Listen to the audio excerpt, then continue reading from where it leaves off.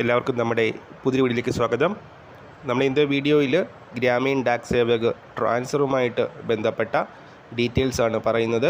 Video കിടക്കുന്നതിന് മുന്നേ നമ്മൾ ചാനൽ ആദ്യമായിട്ട് കാണുന്നവർ ചാനൽ സബ്സ്ക്രൈബ് ചെയ്തേക്കുക. അതുപോലെ തന്നെ വീഡിയോ ഇഷ്ടപ്പെട്ടിട്ടുണ്ടെങ്കിൽ വീഡിയോ ലൈക്ക് ചെയ്യുക, മാക്സിമം ഷെയറും കൂടെ ചെയ്തേക്കുക. അപ്പോൾ ഒരുപാട് പേര് കമൻറ്റ് സെക്ഷനിൽ ചോദിച്ചിട്ടുള്ള ചോദ്യമായിരുന്നു, ജോലി ലഭിച്ചു കഴിഞ്ഞാൽ ട്രാൻസ്ഫറിന് അർഹതയുണ്ടോ എന്ന്. തീർച്ചയായിട്ടും ട്രാൻസ്ഫർ ഓപ്ഷൻ ഉണ്ട്. സോ എങ്ങനെയൊക്കെയാണ് ട്രാൻസ്ഫർ ലഭിക്കുന്നതെന്ന് ആദ്യം നോക്കാം. ലെവൽ 1-ലുള്ളൊരു BPMന് ലെവൽ 1-ലുള്ളൊരു BPM ആയിട്ട് ട്രാൻസ്ഫർ ലഭിക്കും. അല്ലെങ്കിൽ ലെവൽ 2-ലുള്ള ABPM ഡാക് സേവകായിട്ടും ട്രാൻസ്ഫർ ലഭിക്കാം. ലെവൽ 2-ലുള്ളൊരു BPMന് ലെവൽ 2-ലുള്ള BPM ആയിട്ട് ട്രാൻസ്ഫറിന് റിക്വസ്റ്റ് കൊടുക്കാവുന്നതാണ്. അതുപോലെ ലെവൽ 1-ലുള്ള ABPMനോ ഡാക് സേവകനോ ലെവൽ 1-ലുള്ള ABPMോ ഡാക് സേവകോ ആയിട്ട് ട്രാൻസ്ഫർ റിക്വസ്റ്റ് കൊടുക്കാൻ സാധിക്കും.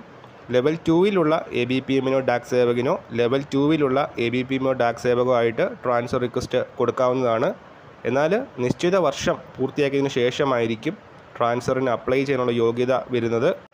മുകളിൽ പറഞ്ഞ കണ്ടീഷൻസിൽ TRCA നമ്മളുടെ ബേസിക് സെയിം ആയിരിക്കണം എന്നൊരു കണ്ടീഷനും കൂടെ ഉണ്ട്. അപ്പോൾ ഓൺലൈനായിട്ടാണ് ട്രാൻസ്ഫർ ഫെസിലിറ്റി അവൈൽ ചെയ്യാനായിട്ട് നമ്മൾ അപ്ലൈ ചെയ്യേണ്ടത്. ഡിപ്പാർട്ട്മെൻറ്റ് ട്രാൻസ്ഫർ നോട്ടിഫിക്കേഷൻ പുറപ്പെടുവിക്കുന്ന ആ ഒരു സമയത്താണ് ട്രാൻസ്ഫറിന് അപ്ലൈ ചെയ്യാനായിട്ട് സാധിക്കുന്നത്. നേരത്തെ 1 വർഷമായിരുന്നു, മിനിമം 1 വർഷം സർവീസ് ഉള്ളവർക്ക് ട്രാൻസ്ഫറിന് അപ്ലൈ ചെയ്യാൻ സാധിക്കുമായിരുന്നു. എന്നാൽ ഇതിലൊരു മാറ്റം ഇപ്പോൾ വന്നിട്ടുണ്ട്. 2025 ഡിസംബർ 31 വരെ 1 വർഷം തന്നെയായിരിക്കും ട്രാൻസ്ഫറിന് അപ്ലൈ ചെയ്യാനുള്ള ഒരു സർവീസ് വേണ്ടത്. എന്നാൽ അതിനുശേഷം 2 വർഷത്തെ സർവീസാണ് ട്രാൻസ്ഫറിന് അപ്ലൈ ചെയ്യാനായിട്ട് വേണ്ടത്. അതായത് പുതുതായിട്ട് റിക്രൂട്ട് ചെയ്യുന്ന GDS 2 വർഷം സർവീസ് പൂർത്തിയാക്കിയതിനു ശേഷം ട്രാൻസ്ഫറിൻ്റെ നോട്ടിഫിക്കേഷൻ വരുന്ന സമയത്ത് ട്രാൻസ്ഫറിന് അപ്ലൈ ചെയ്യാൻ സാധിക്കുന്നതാണ്. അതുപോലെ തന്നെ മെയിൽ കാൻഡിഡേറ്റ്സിന് 2 തവണ ട്രാൻസ്ഫർ അവരുടെ എൻ്റെ സർവീസിൽ അപ്ലൈ ചെയ്യാനായിട്ട് സാധിക്കും. ഫീമെയിൽ കാൻഡിഡേറ്റ്സിന് 3 തവണയും ട്രാൻസ്ഫർ അനുവദിക്കുന്നതാണ്. മെയിൽ കാൻഡിഡേറ്റ്സിന് 2 തവണയും ഫീമെയിൽ കാൻഡിഡേറ്റ്സിന് 3 തവണയും ട്രാൻസ്ഫർ ഓപ്ഷൻ അവൈൽ ചെയ്യാൻ സാധിക്കും.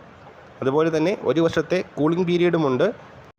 അതായത് 2 സക്സസീവ് ട്രാൻസ്ഫറുകൾ തമ്മിൽ 1 വർഷത്തിൽ കൂടുതൽ ഗ്യാപ്പ് വേണം. ഒരു ട്രാൻസ്ഫർ കഴിഞ്ഞ് പിന്നീട് 1 വർഷത്തിന് ശേഷം വരുന്ന ആ ഒരു ട്രാൻസ്ഫർ നോട്ടിഫിക്കേഷൻ്റെ സമയത്തായിരിക്കും ട്രാൻസ്ഫറിന് അപ്ലൈ ചെയ്യാൻ സാധിക്കുന്നത് എന്നാണ് കൊടുത്തിരിക്കുന്നത്. അപ്പോൾ GDS 2025 നിങ്ങളുടെ ഡിവിഷൻ അല്ലാതെ ദൂരെയുള്ള ഡിവിഷനിലൊക്കെ അപ്ലൈ ചെയ്തവർക്ക് തീർച്ചയായിട്ടും സ്വന്തം നാട്ടിലേക്ക് പിന്നീട് ട്രാൻസ്ഫർ വാങ്ങാവുന്നതാണ്.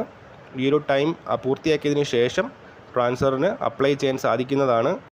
അപ്പോൾ ഇത്രയും ഡീറ്റെയിൽസാണ് GDS ട്രാൻസ്ഫറുമായിട്ട് ബന്ധപ്പെട്ട് പങ്കുവെക്കാനുള്ളത്. ഈ ഒരു കാര്യം ശരിയാണ് നമ്മൾ ഇന്നത്തെ വീഡിയോ. പുതിയ വീഡിയോയുമായിട്ട് ഉടൻ തന്നെ കാണാം.